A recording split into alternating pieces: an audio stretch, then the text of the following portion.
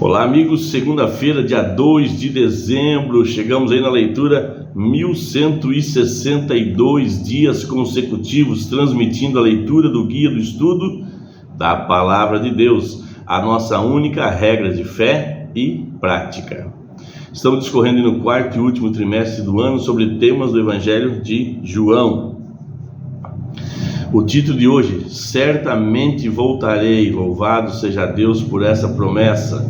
Leitura de João, capítulo 14, verso 1 ao verso 3. Em que contexto Jesus disse essas palavras? Bom, antes da cruz, Em clima de despedida, mas não de abandono, com a promessa de nos preparar um lugar. Louvado seja Deus. Jesus disse que iria embora. Isso despertou em Pedro uma pergunta sobre para onde ele estava indo. Os discípulos não entenderam que Jesus estava falando sobre sua morte, ressurreição e ascensão. Pedro disse que estava pronto para dar a vida por ele.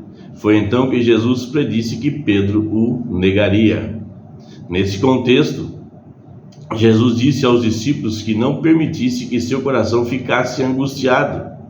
O verbo angustiar é traduzido da palavra grega tarasso, que significa agitar-se, perturbar-se, desestabilizar-se ou ficar confuso.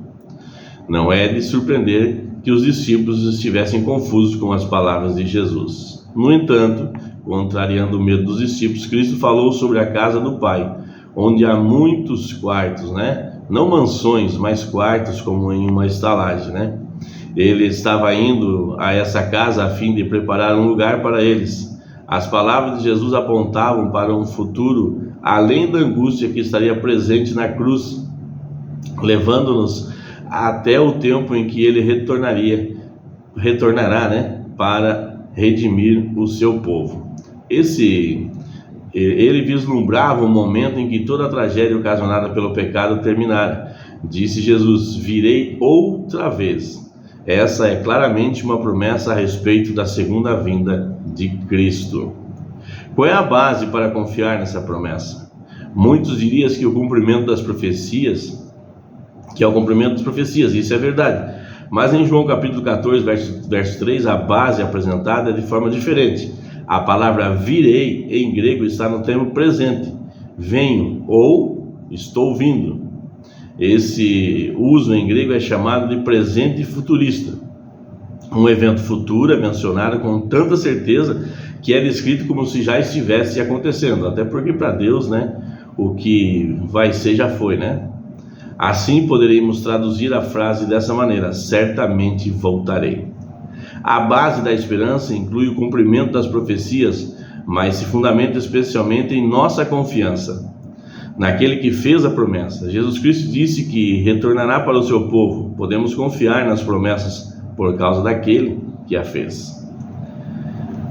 O que a cruz ensina sobre a certeza da volta de Cristo? Bom, a cruz é o cumprimento, de Daniel capítulo 9. O seu cumprimento nos dá essa certeza, aumenta a nossa fé, Sem a segunda vinda, qual seria a relevância da morte de Jesus para a nossa vida? Bom, a morte de Cristo teria sido em vão, A cruz é a promessa, do perdão dos nossos pecados, do pagamento da nossa dívida que nós não teríamos como pagar, e a promessa de que Ele vai voltar para buscar a sua igreja redimida.